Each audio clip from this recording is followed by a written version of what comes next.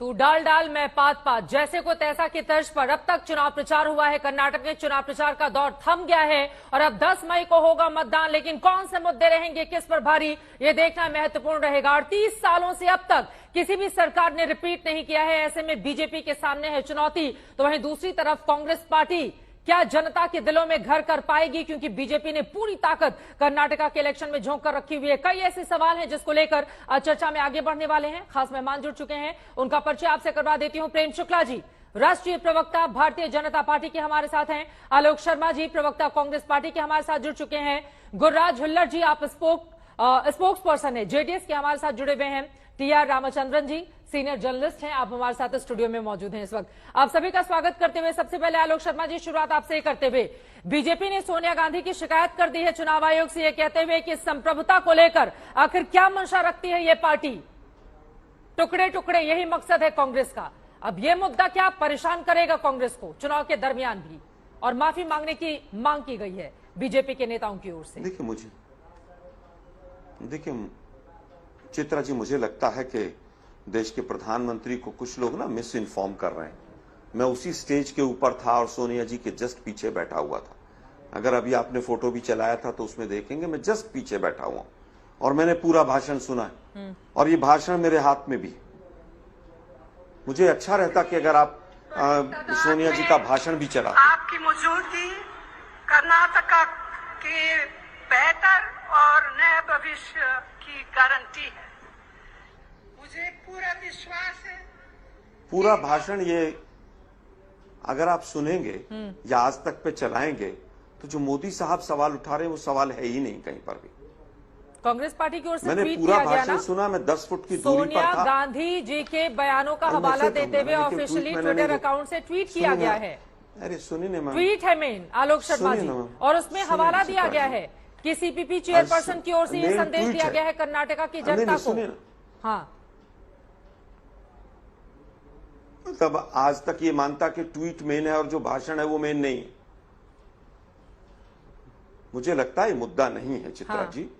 मुद्दा यह है कि 40% कमीशन की सरकार जा रही है और अगर भाषण में उन्होंने ये बात कही है तो आज तक अभी उसको चलाए। मैं कहूंगा कि उस मुद्दे पर मत जाइए, वो मुद्दा नहीं है। और दुर्भाग्य यह है कि बीजेपी हारती है तो मुद्दों से भटकाती। 6 चीजें मैं बताता हूं आपको।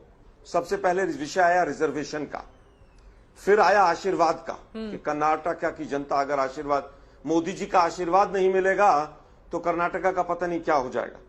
फिर अगर कर्नाटक में बीजेपी की सरकार नहीं आएगी तो दंगे हो जाएंगे। फिर यूनिफॉर्म सिविल कोड आया, फिर बजरंग बली। हम तो बजरंग दल लाए थे, लेकिन तमाम मीडिया के चैनल्स ने बजरंग बली बराबर है बजरंग दल, और मोदी साहब ने भी। तो मुझे लगता है हमने कहीं बजरंग बली की बात नहीं की, हमने बजरंग दल की बात की। लेकिन देश के प्रधानमंत्री उसको कहां ले गए?